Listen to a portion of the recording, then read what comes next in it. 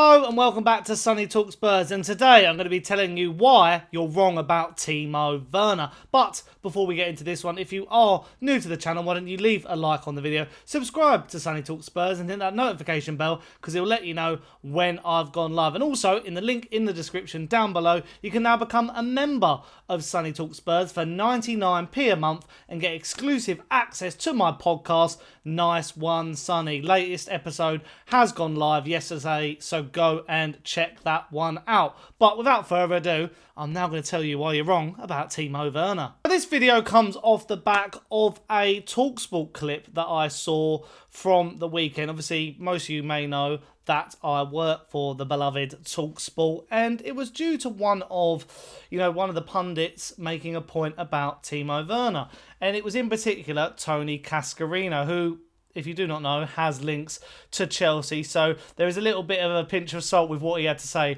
after Timo Werner's experiences at Chelsea. But he sort of went on a bit of a tirade. I'll put the thumbnail and video on screen right now. And he sort of said, he ripped into Timo Werner and labels him way too predictable at Spurs. And, after seeing that, I thought, that it's a bit of a weird thing to say, because I believe personally that Timo Werner has started off life at Tottenham quite well. When you go back to the deal, at first I was a bit surprised, I was a bit shocked. It sort of came out of nowhere. But personally, I think Timo Werner has been quite good so far at Tottenham.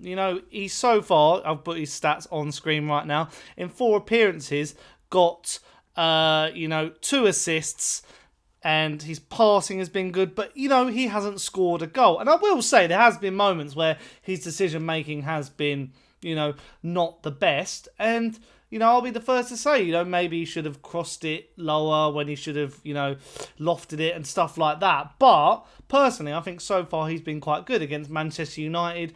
The image I've used on the thumbnail, he found a really good pass for Bentancur to score. I just think he has been, if I have to sum him up, he's sort of delivered what we all thought he was going to deliver. We needed a stopgap. This deal just made so much sense.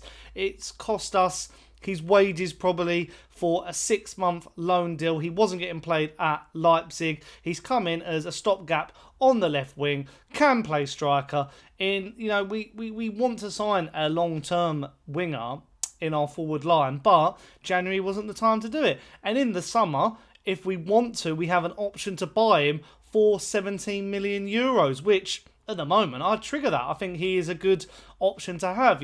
As I say, he's versatile enough.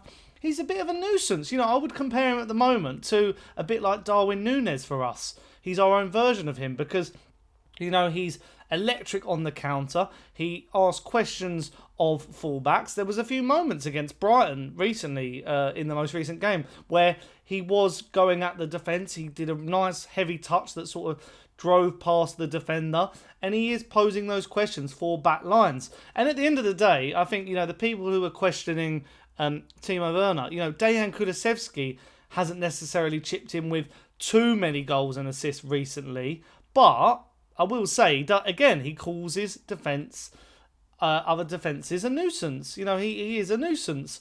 And Richarlison, again, he is the one who's a physical presence in that forward line. I just believe that the return of Son will technically help players like Werner. One, he probably won't play as much football, but the likes of Johnson and Werner, who haven't really been getting too many goals or assists recently, Kulusevski, they'll up their game with Son in the team, because Son is just a goal and assist machine, and he will be providing and on the end of a lot of these chances.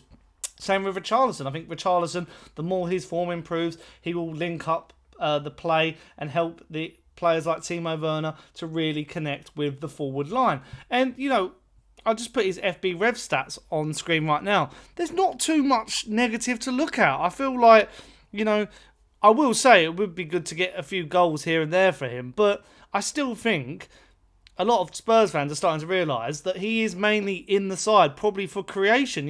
When you think of an Ange Postecoglou winger, they're in the side to sort of, stretch the play and be more of the wing, whereas the fullbacks are coming in and being in more of those creative areas. So if he improves Destiny Udogi's game, then that is already a win for the team.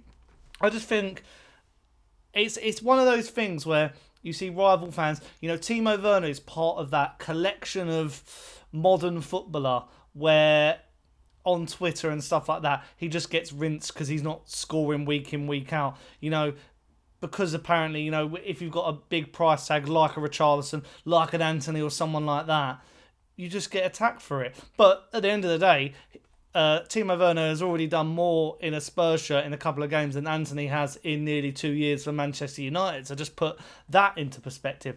I just believe he has been pretty good so far.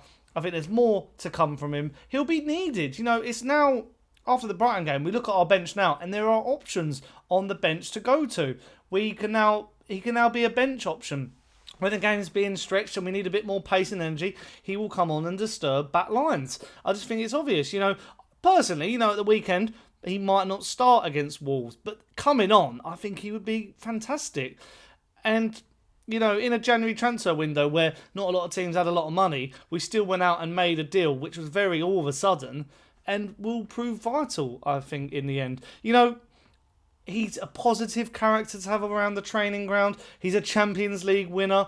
And we saw at Chelsea he wasn't being used properly. I think in this team, he is being used properly. You see the likes of Brennan Johnson coming on and making differences in games when, you know, a game is stretched, we need a bit of pace. He could provide that role as well. I really just don't see why there's so much negative attention towards Timo Werner from certain factions in the footballing world.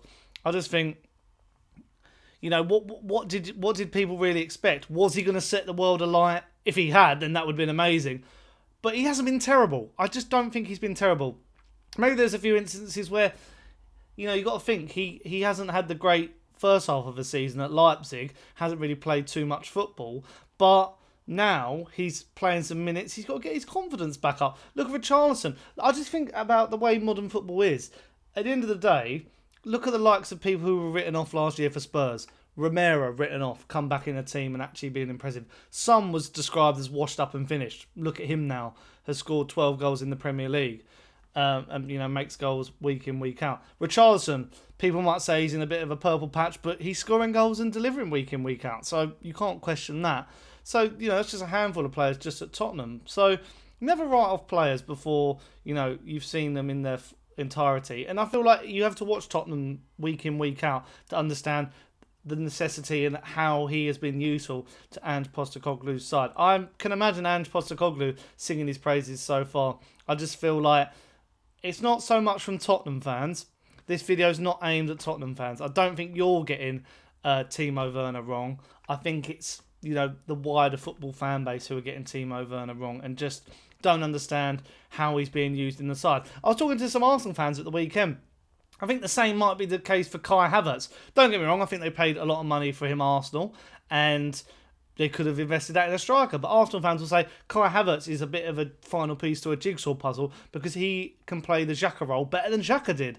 So each to their own. I think Timo Werner is going to be a viable option. And then at the end of the day, if it doesn't work out, we just won't trigger the 17 million euro option for, you know, a player who I think is worth that every day of the week, even if he isn't scoring goals at the moment. As long as he gets assists and causes backlines a nuisance, I think that's, you know, all fair. And I think, yeah, I can see him. He just suits. I think he just suits the style. He suits the style. And a lot of pundits and people were saying that. I remember talking to Kevin Hatchard before in my Truth About Timo Werner video. A lot of people were saying that was going to be the case. And he is living up to that right now. So, yeah, that's what I think about Timo Werner. So, yeah, let me know your opinions in the comments down below. I feel like most Tottenham fans will agree with me. Rival fans will just say, oh, he's a flop. And, you know, that's the reactions that seem to happen with these sort of videos. But, yeah, let me know all your thoughts in the comments down below. And as I said at the beginning of the video, if you have enjoyed it, why don't you leave a like on the video. Subscribe to Sonny Talk Spurs and hit that notification bell because it'll let you know when I've gone live. And also, link in the description down below. You can now become a member of Sonny Talk Spurs and get exclusive access to my podcast, Nice One Sonny, for just 99p a month. I'd really be grateful if you could grab a membership as it helps to support the channel, make content like I do on YouTube for you guys. But anyway, that's been me, Sonny from Sonny Talk Spurs, and I'll see you guys pretty soon. And a ciao!